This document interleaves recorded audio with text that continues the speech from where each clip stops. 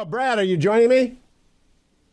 I'm here. Hi, Hugh. How are you? I am great. Boy, I love Deadfall, but I'm only 200 pages in, and I was explaining to the audience I would have finished it yesterday because it's so good, but the grandkids brought the stomach flu, gave it to me, and I couldn't move Oh, yesterday. no. So I am not going to give away the ending because as soon as I get free time, I'm going to do the ending. But let's start here.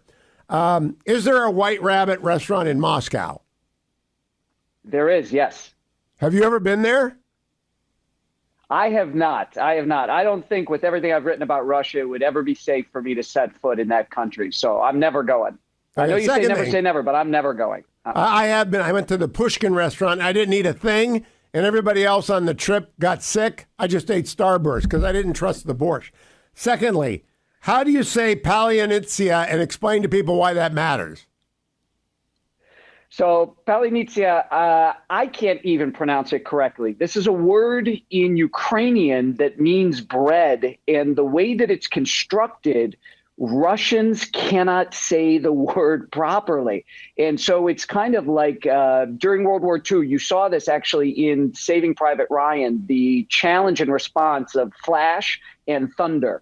That the Nazis could not repeat those words. So, the Allied troops would use those back and forth to know that it wasn't a Nazi coming up. You would yell that as you approached a position, or if you got challenged, you would have to answer with either flash or thunder. So in Ukraine, in real life, they do use this word for bread to challenge other soldiers to make sure they're not Russians. That was remarkable detail. I love that detail. Now I want to pay you a compliment. On page 158 begins a gunfight. And the equal of any gunfight I've ever seen described in print. And I read hundreds of thrillers, Brad, but this is quite the gunfight. Well, I'm not going to tell anyone about it, but Scott Harvart, this is a Scott Harvart novel. That is an amazing description. I actually could see it. How long did you work on that sequence? That one was a really long one. It was really important for me, Hugh, to render these scenes as accurately as possible. So I talked to a lot of people that had been in combat and in gunfight scenes like the ones that I describe in the book. I grew up reading Alistair MacLean, Where Eagles Dare, Ice Station Zebra, and just this kind of a European battlefield always appealed to me as a young reader. And I always wanted to put Harvath in one of these situations. So when the war in Ukraine happened, I started thinking, okay, how might I weave Harvath into this? What might I do? And what might particularly those scenes of combat look like? So this has been something that's been playing out in my head even before the war in Ukraine. I still have 100 pages to go, and Harvath is right in the middle of it. He's at the front lines, and I know the mission. I know the subplot in D.C. I love it all. Deadfall is fabulous. Now, you just mentioned what you grew up on. You must have grown up on Ken Follett, because you give a shout out to Ken Follett. He's been a guest on this show many times. His best book is Pillar of the Earth. I prefer his more modern settings, Eye of the Needle. Well, that's a really nice shout out, Brad. Are those your two favorites? Yeah, I've been a fan for forever. And Hugh, you and I have talked about my love of reading as a child because in the summers, my parents would finish books and set them on this table on the porch, and I would steal them. So I was reading Freddie Forsyth and Ken Follett and John le Carré at an age I was probably way too young to be reading those things. Well, I thought Pillars of the Earth is his best, but I've read them all twice, with the exception of the 20th Century trilogy. But those were riveting, too. And here's an interesting thing about you and Ken Follett. You do not stop promoting, even though you don't need to promote. Same is true of Danny Silva and Chuck Box. Ken Follett drove down from L.A. and spent 3 hours in my studio when he was with his grandson. I said, what are you doing? You don't need to promote anything. He said, I want new readers. It's remarkable, and you paid him homage. You also mentioned Wolf Trap by Connor Sullivan. I've never heard of Connor Sullivan or Wolf Trap, Brad. So why that shout out? So Connor Sullivan is a new author. He's written 2 novels now. He went to the University of Southern California, studied in the creative writing program, as I did at USC, and he won an Edgar Award for Best First Novel. So he's an amazing young writer. And Hugh, it's funny. I mean, I grew up and I got into this business, and guys like David Morrell and Clive Cussler were the elder statesmen. I'm 53 now. I'm now starting to take on that role as an elder statesman within the thriller community, and I want to help the younger writers reach a broader audience. And you know what? These guys are not my competitors. They're my colleagues. There's 365 days in a year. You could read all the Brad Thor books and then still move on and read other people. So I'm going to come back with Brad after the break for the podcast, and we're going to continue talking about this. I really can't wait to talk about Givi, the truck driver, because I met his American counterpart in Kosovo 15 years ago. Don't go anywhere, America. I'm Hugh Hewitt. I'll be right back with Brad Thor. Stay tuned.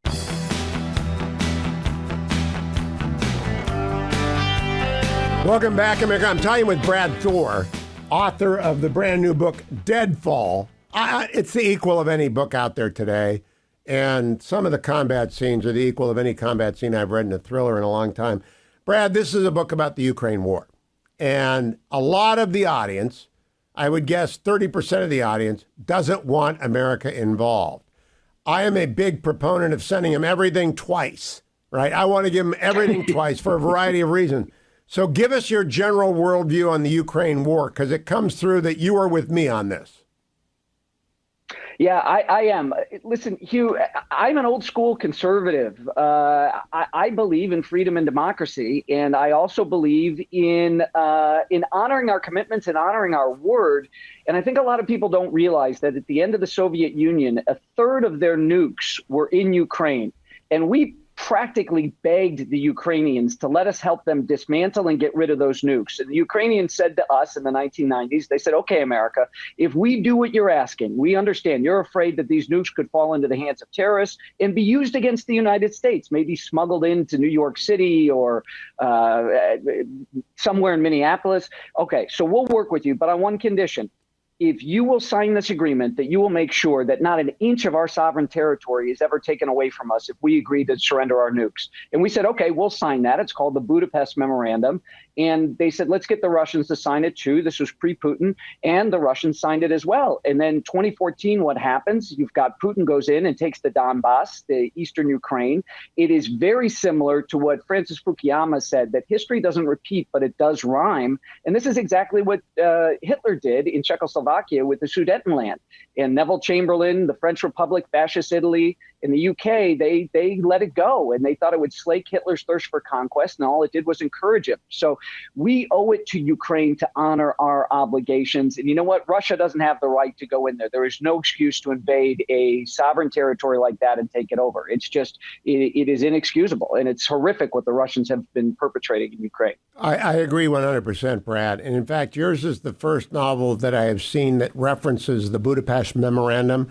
And that is a binding commitment that we made. It's not the NATO alliance, that's Warsaw. We're about to talk about Poland.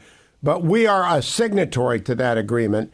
It did not commit our troops to it, but we ought to be throwing them everything twice. In fact, you have Scott say at one point, the old Navy SEAL, in the part of the gunfight, in fact, don't ever be part of the problem, be the entire problem. We ought to be giving them everything we've got, be the entire problem for Putin in that. I got one technical question.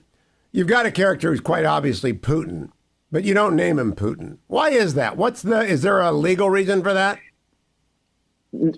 Yeah, Putin can kiss my ass. I don't care about a legal reason with Putin at all. No, the reason is the same reason I never wrote about bin Laden, is I knew one day he was going to be captured or dead. And so I don't want to write a book that's got a character from real life that people know is dead. So I created this Russian president years ago, several books ago. My books are well, that evergreen. makes You can perfect read them sense. at any point. Now I want to go to the truck driver. 15 years ago, might be a dozen years ago, I went to Kosovo on a USO thing and was being driven around the Serb-Kosovar checkpoints by a guy who was on his 10th deployment. He was a truck driver in the reserves. He never intended to be 10 times to various places in the world, Iraq, Afghanistan, this was Kosovo. And I said, how's that doing? He said, my employer, the truck driver, heavy equipment operator to be specific, my people I never expected to do 10 tours, but that's what it takes. And I signed on the line and I'm a patriot. I like Givi as much, or Givi. How do you pronounce it, Brad? You know what, Hugh? It's however you want to pronounce it. I read the name. I have never heard it spoken, so I can't actually give you an accurate pronunciation of it. Great character. He's a truck driver in Western Ukraine. Well, you tell people about him. Well, he represents the everyman who gets called to make a decision about whether he's going to step up and do the right thing for his country. I mean, these are people that went to D-Day for us, for the United States. I love the stories about how that generation and the way they were looked at by the generation before them, and then the greatest generation really stepped up. So I think there are more heroes among us than we actually know, whether it's here, whether it's Ukraine. I think in times of testing, we really find out who we are, and we really have some great men and women among us when the call for patriots arises. And that's what he represents in the book. In Deadfall, there are quite a few great patriotic Ukrainians. I think this might actually help. Everyone who reads it is not going to be unsympathetic to the Ukrainians. I hope you move public opinion with Deadfall. That's not your intention. Your intention is to give people a great summer thriller, and it's a great summer thriller. Mm-hmm. But you can't read about Artem and Simon or however it's pronounced, and not sort of feel that.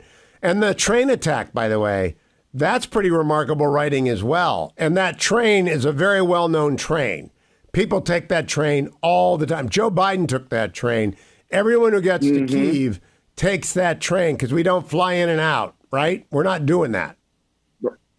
Right. So I was actually surprised how much was publicized about Biden's trip to Ukraine and Boris Johnson's trips and things like this. And that train is a juicy target, I will tell you that. So, yeah, there was no way I could not include the train and what happens on that train in the book. Have you spent time in Warsaw, Brad? No, I have not. I was supposed to go under the previous administration because I've dealt with Warsaw in a couple of the books because I think it's a very important NATO partner. And I have not, though. I'm looking forward to it at some point. COVID. Well, it's a very plans. Your descriptions make me want to go, but people can read it for themselves. Let's talk about the subplot in the United States. We've got a crooked senator. We've got a turned senator. He's an ex-senator. And we have an FBI agent who's kind of investigating him for reasons I'm not going to get into, named Carolyn. That's the last name. How much do you know about FBI counterintelligence, Brad? I know a lot about it from my days at DOJ when I was the special assistant for counterintelligence for 2 attorneys general. You know what? I know a certain amount, having not worked at the FBI, but I grew up with FBI in my family and spending every spring at the National Executive Institute conference where the director would come in and speak. So I got to meet Comey multiple times and Robert Mueller. So I've spent a good part of my life around senior members of the FBI, but not directly in the day-to-day stuff with the counterintelligence people. You know what rings so true? The first day I got read in 1984, I was told you will be approached by a Soviet at some point, or an East German or a Cuban. Nowadays, it's probably a Chinese. And when you are approached, the first thing you do is call the FBI. You're not in trouble for being approached. You're in trouble if you give them a phone book. And they usually start with, hey, can we have a Department of Justice phone directory, please? That's not classified. And if you don't know that person and you don't know them to be a patriot, you shouldn't do it anyway. But if they're a foreigner, don't do it because your recruitment of Greg Wilson is really wonderfully done. And where did you learn all about that stuff? Well, that stuff I learned from actually talking to the people that I know from the FBI and having them step me through how this would happen, what we would do in those instances, how the Russians have done it in the past, the Chinese, that kind of stuff. So that's a big part of the hardcore research I do for the books. Okay, I'm talking to my, by the way, have you got a heart out, Brad? You got another interview coming up? I don't want to screw you. No, I'm free for you. Yeah, okay. No, we can talk. You've got a minor character, at least he's a minor character for 200 pages. I'll find out today because I'm kind of recovered, by the name of Kyle Paulson. He's up in Bar Harbor, Maine, where I don't spend my summers exactly in Bar Harbor, but I know where it is and I drive through it all the time. Why is Kyle Paulson in Bar Harbor, and why do you put an isolationist that grumpy in Bar? And by the way, he made his money in asphalt, which is just very funny to me. You know what? It's funny. It seemed like an interesting place to put him, kind of a fish out of water, so to speak, to put him up there. But it's such a beautiful part of the United States, and believe it or not, I found a home that has the exact view that I describe in the book from his office in the book. And asphalt's boring, but some of the most successful people you're ever going to meet have made their livings in in interesting industries that are not necessarily sexy. And asphalt happens to be one of them, except in my book, he's got an interesting formula for it. Doesn't crack, makes him a successful guy. But I like this intersection of money and politics. Actually, I don't like it. I like to write about it because I'm concerned with the revolving door with K Street, with, ex-politicians that go and become lobbyists and so on and so forth. So it's a neat chance for me to weave interesting stuff into the book so that when a reader finishes a Brad Thor novel, they're smarter. They know more about what's going on in DC, going on in the world. And so if I give you a great white knuckle thrill ride, I've done my job as an author. But if you know more as an American, then I've done my job as a citizen. And your division of Beltway elites into three categories is very, very good. And Kyle Paulson is category 3. A money guy who wants his agenda is isolationist, and it's weird. By the way, one of the biggest money people I ever met made broomstick candles. That's all he made, broomstick candles. And his margin was $0.015 per broomstick candle. And he was super wealthy. So I love the boring stuff. I really do. That's very well. Now, a new view that I get out of this. We talk about the Ukraine war as a proxy war for the United States where we're draining Russian resources. You're the first person I've seen presented as a proxy war for China where they're draining American resources and Western resources. In one way, I don't want to see that out there because it feeds the anti-help Ukraine people. But another way, you're honest. And I had not thought about it from the Chinese perspective. They would love to deplete the West's resources. The good news is what the Ukrainians need is not what the Taiwanese need. Correct. So we're not in any jeopardy there, kind of on how we protect on two fronts. But listen, if you morally believe, and I'm not the first one to make this argument, if you morally believe that the Russians should not be in Ukraine, you should be 100% for giving them everything, as you said twice. Zelensky should not have to ask 50 times before he gets what he needs. The quicker they get what they need, the quicker they can end the war. There should be an absolutely decisive end to this, and it should be soon. But if we drag our feet, it's going to drag it out, and there's going to be a lot of Ukrainians that get killed. And there's a lot of Russians that don't want to be fighting there, that are being conscripted and being forced to go and fight. So from a moral standpoint, the more stuff we can give Ukraine, the quicker this war can be over. And that's better for everybody. All right. The one part of the book that I've read thus far about which I had a little reservation is Carroll and the FBI's agent view of the Constitution. Now, he's on an important case, but he's really pushing the line. This is right before I got sick. I don't know how it turns out. He's really pushing the line to get some details to connect dots. Do you think they do that? You know, it's interesting because I talked to a friend of mine, John Nance, who writes for Town Hall. John gave the book a great review, and John's ex-FBI. And he said he really liked Carolyn because Carolyn reminded him of some kind of the old guard, the generation before him at the Bureau, when he was a junior guy and these guys were seniors. Listen, the gentleman that I knew at the FBI had nothing but the utmost respect and admiration and fealty to the Constitution. That's where... outside of my family, that's where I learned so much about doing the right thing, no matter how hard it is. And that the fact that we don't own this country, we're merely caretakers. We're stewards of the republic. And if we don't do our best, we are not going to be able to hand a freer, more successful, more prosperous nation to the next generation. And that came a lot from my summers or springs with all of those senior FBI people. You know, Brad, going back many, many decades, when I worked with the counterintelligence folks at the FBI, there was no National Security Division. They worked directly with the AG's office. They would bring back a warrant issued by the Foreign Intelligence Surveillance Court, a warrant that, could have been read broadly. But if they wanted to expand surveillance of Agent X beyond the geographic region by one block, they would come back with the warrant amended, and we'd take it over to the Foreign Intelligence Surveillance Court. We never got turned down. But I don't know about today. I haven't had a clearance since 1989, so I have no idea what they're doing today. But boy, it's very interesting. Commodore Club. I belong to one club in D.C. I'm not allowed to say its name. Nobody gets to leave someone drinking on their tab. But the Commodore Club is kind of interesting because I live near a yacht club.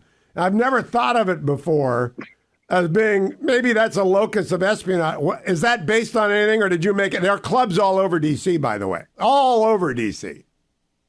Right. No, there's clubs in, you know what, there are some I'm going to say this. There are some absolutely asinine conspiracy theories in DC where you have to be an absolute moron to believe them. And there's one that involved a pizza parlor that had a Oh, basement, yes. except it didn't have a A basement. QAnon And thing. some jackass showed up with a rifle and popped off a round or two in there. Extremely dangerous. So I love this idea of creating a yacht club on pylons over the water, and yet these mouth breathers think it's got a basement.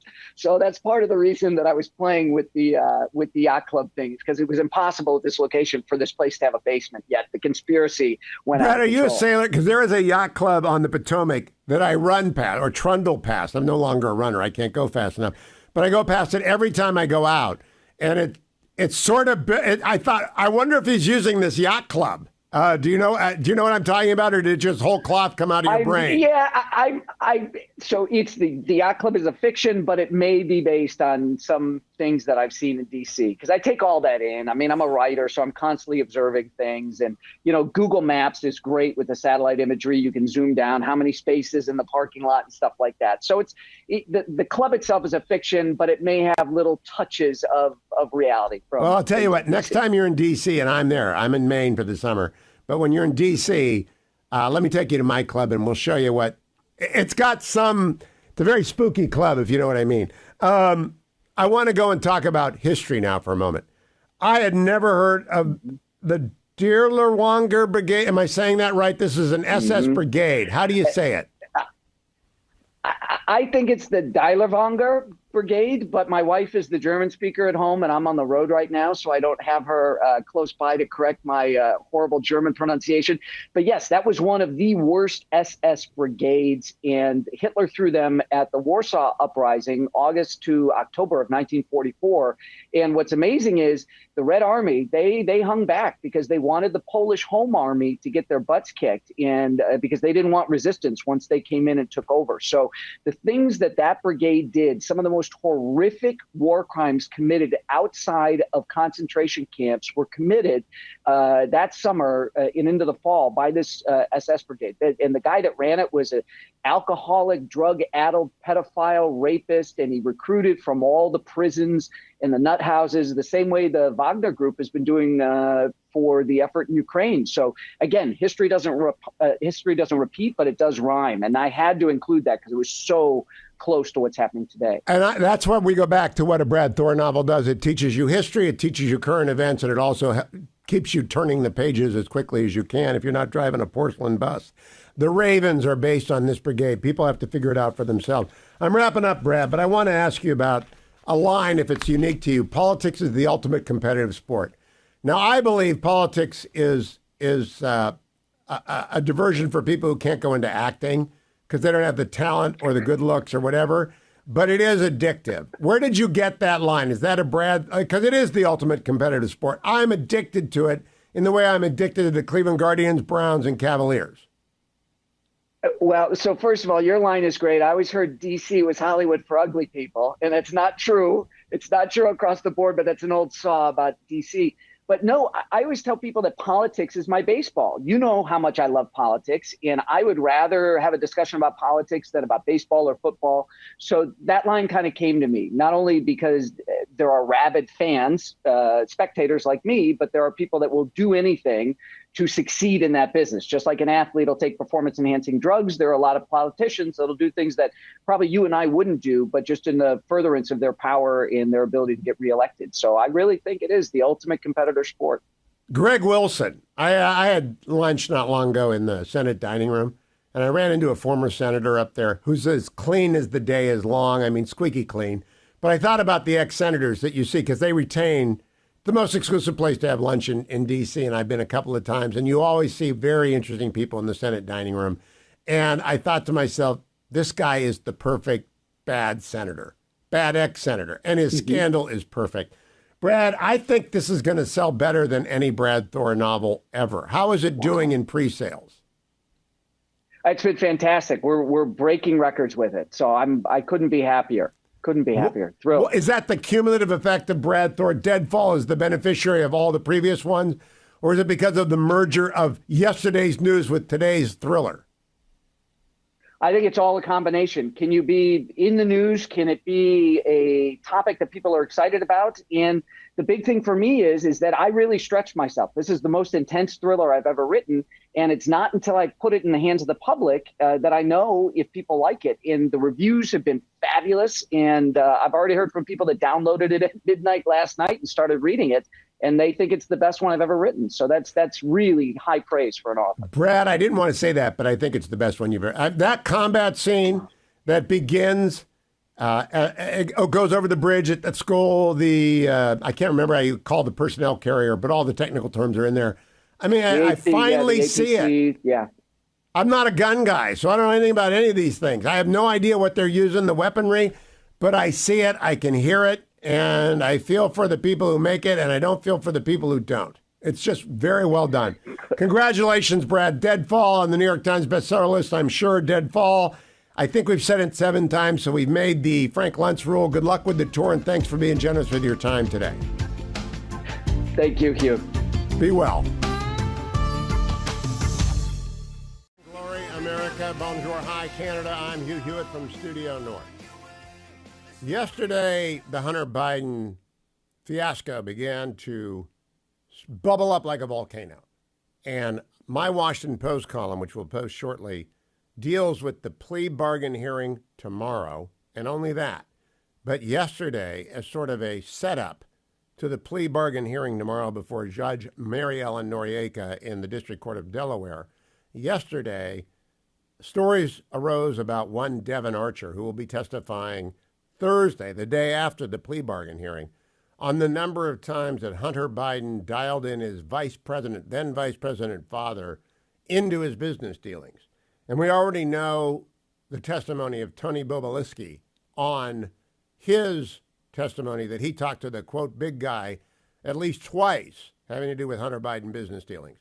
And we know the president, then vice president and candidate, denied ever having spoken to his son about any of his business dealings. And the media ran with that. Yesterday, in the face of this avalanche of evidence to the contrary that is coming forward, Karine Jean-Pierre took a question from the White House. Give it a listen, cut number 1.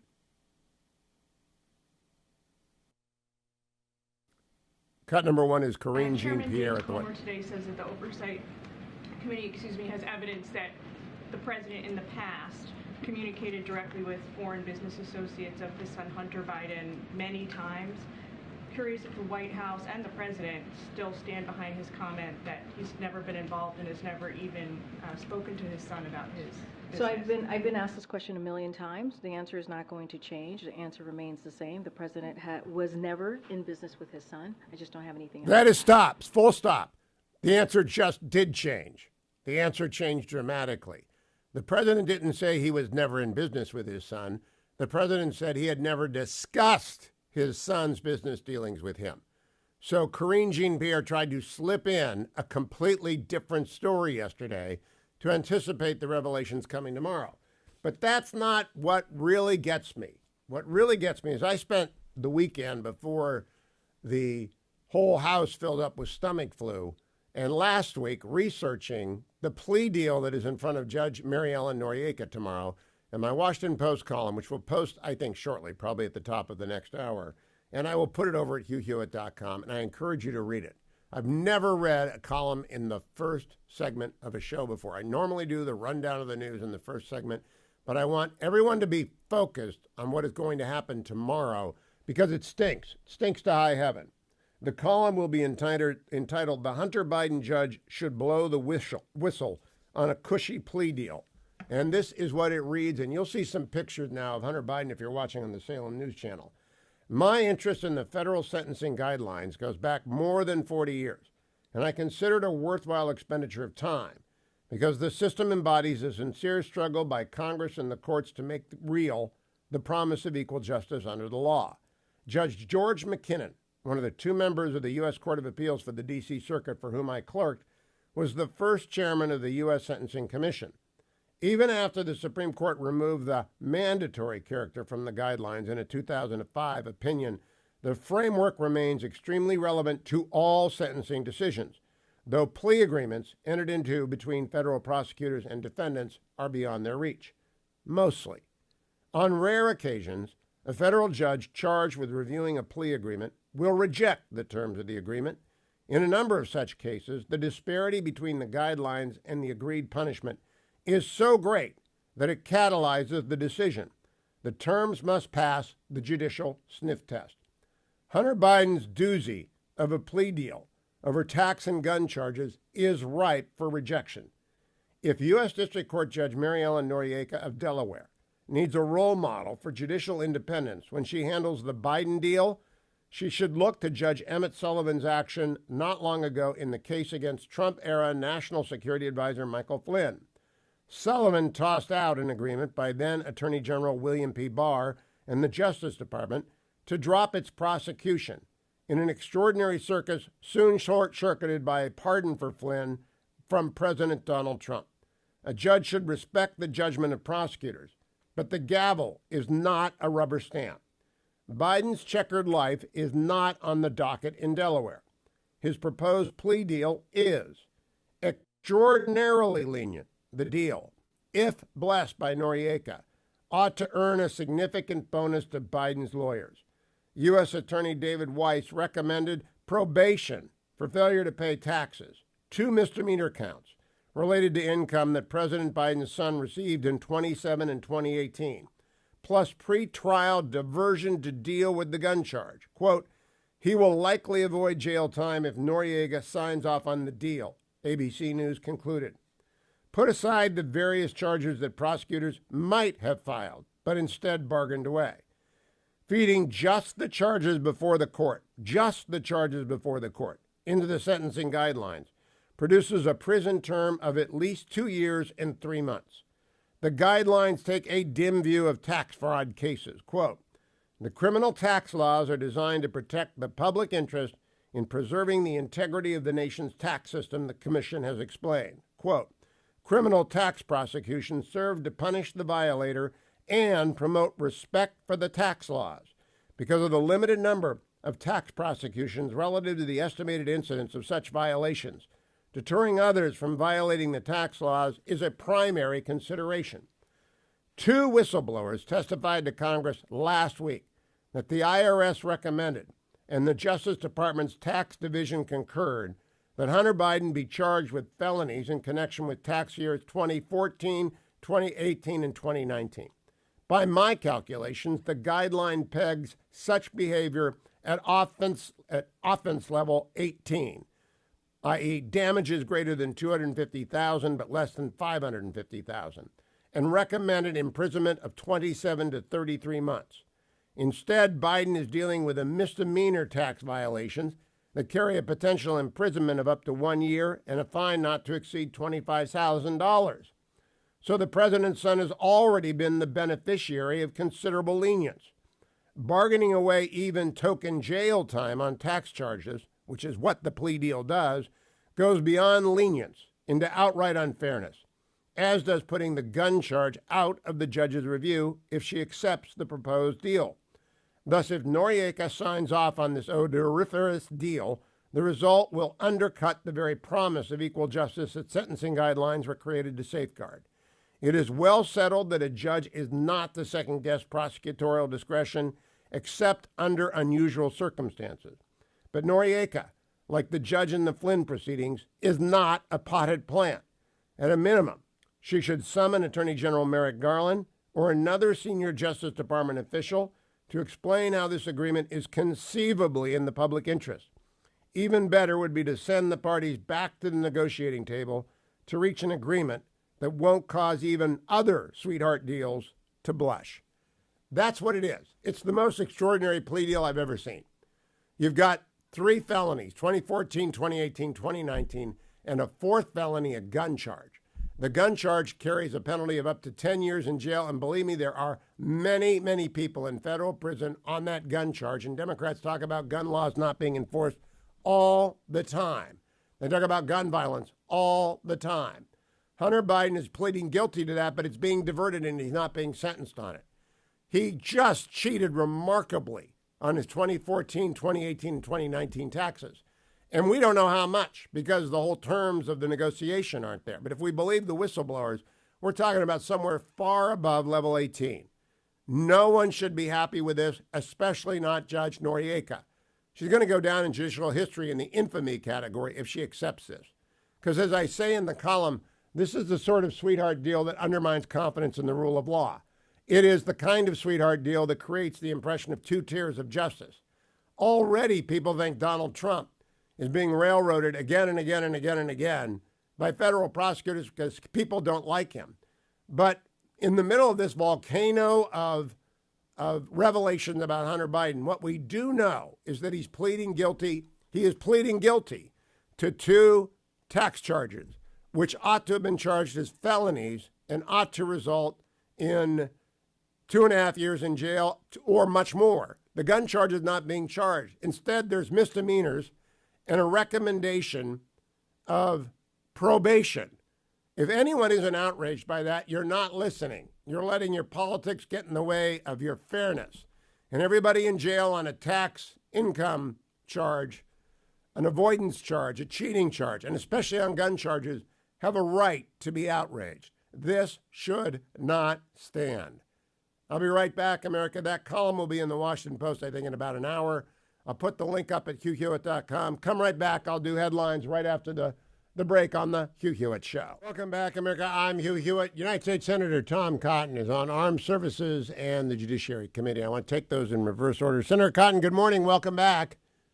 Good morning, Hugh. It's good to be back on with you. I have a new Washington Post column out this morning, Senator, on the proposed plea deal, which is before U.S. District Court Judge Mary Ellen Noriega, that's a K, Noriega, in Delaware tomorrow. I am astonished by this.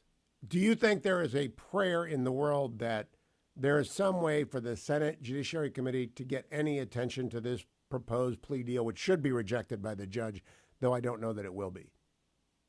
The Senate Judiciary Committee, Hugh, no, not with Dick Durbin and the Democrats running interference for the Biden family from start to finish, acting like a phalanx of bodyguards among or for the Biden family corruption. Now, the House Judiciary Committee is a horse of a different color. Jim Jordan, your friend and mine, is the chair there, and he's been doggedly pursuing the corrupt acts of the Biden family. So I do think that they could explore that. And look, I haven't reviewed the ins and outs of the plea deal or what legal basis there may be for rejecting it, but I would compare it to what happened with Mike Flynn, where you had a liberal judge in Washington, D.C., reject the decisions that had been made about the case that was unjustly brought against Mike Flynn.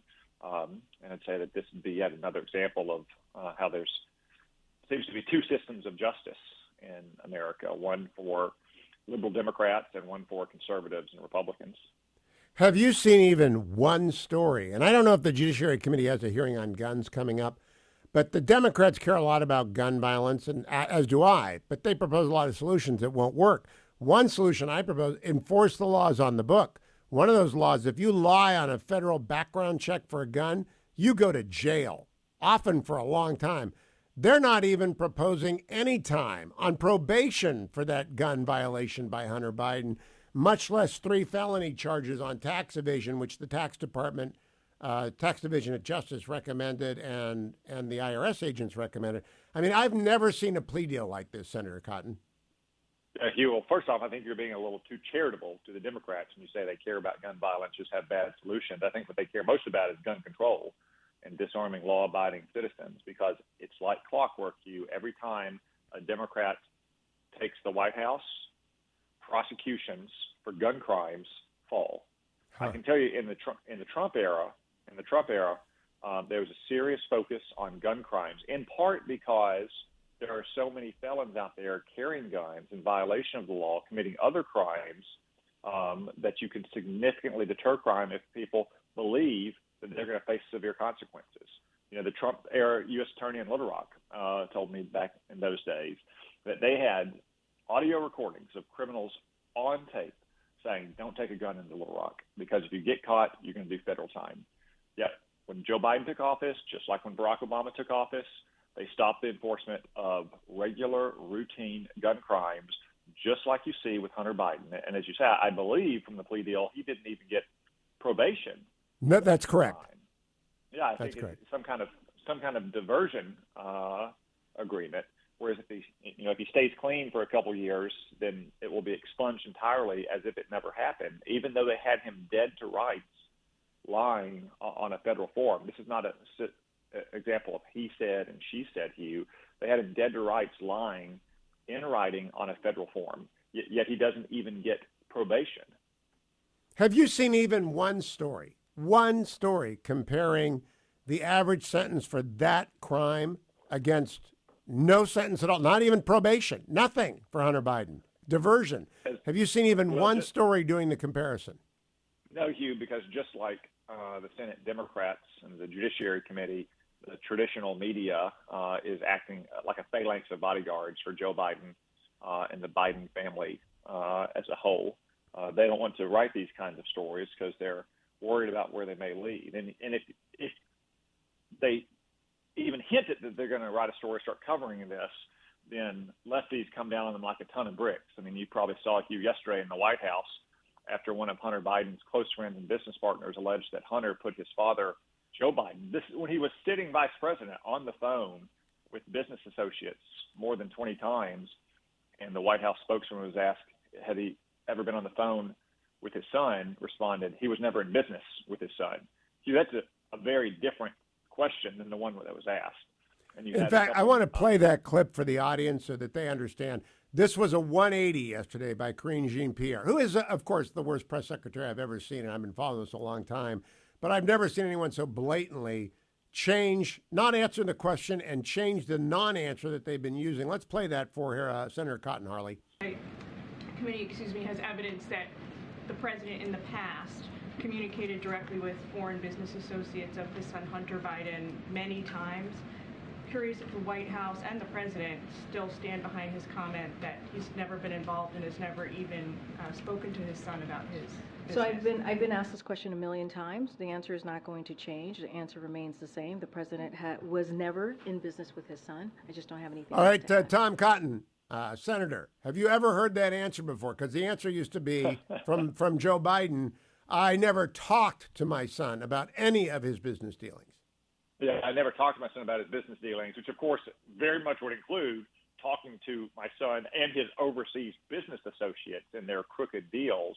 Yet when she was asked that question directly, the White House spokeswoman said Joe Biden was never in business. Obviously, that is a screaming implication that, yes, he did in fact not only talk to his son, but his son's overseas crooked business partners. Okay, it looks like we did lose Hugh from Studio North. Senator Cotton. We're back, Dwayne. Did I lose you for a while there? Yes, you did. Did we lose Senator Cotton? No, he's still here. We lost you. Well, Senator, I want to get to Ukraine before I run out of time. Thank you, Dwayne, for filling in. I don't know what happened there. Senator, I had on Mike Pence yesterday, and I had on Ron DeSantis on Thursday. My theory, my assessment is 70% of the Republican Party supports robust aid to Ukraine, not troops. Maybe 60% lowest. Ron DeSantis said it's 50-50. And now Belarus and Russia is threatening Poland. So two-part question. Where do you think the Republican Party is on aid to Ukraine? And what do you think we have to do if Belarus or the Wagner Group attacks Poland? So, Hugh, first off, I'd say the vast majority of Republicans across the country support Ukraine, even if we don't support Joe Biden's Ukraine policy. That's where I stand. We all want to help Ukraine succeed in defending its own territory from this unprovoked war of aggression.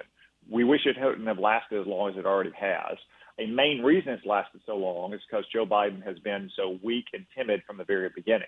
You know, right now, Ukraine's offensive is not going as well as some might have hoped, or going as quickly as some might have hoped, in part because they don't have the kind of fighter jets and air defense systems to help their troops on the ground. Why don't they have them? Because Joe Biden's been pussyfooting around for the last 18 months, not giving Ukraine what it needs to win. He keeps saying we're going to go or support Ukraine for as long as it takes. Most Republicans would rather see us help them win as quick as they can. The second part of your question, of course, any attack by an adversarial nation against a NATO country has to result in a military action in defense of our NATO partners. And more importantly, we have to be clear about that from the very beginning. The only way to ensure that that attack won't happen is to make it clear to people like Vladimir Putin and Alexander Lukashenko that any attack on a NATO country will be met with a forceful, decisive response. That's the best way to stop such an attack from happening in the first place. Since Lukashenko, the dictator of Belarus, met with Putin over the weekend and made the threat, the Wagner Group wants to go to Poland. Maybe a joke, maybe not a joke. And then Putin said, well, if they attack Belarus, we are obliged to come to their aid and attack Poland. Nothing has been said from the podium at the White House. What should the president say about the so-called joke?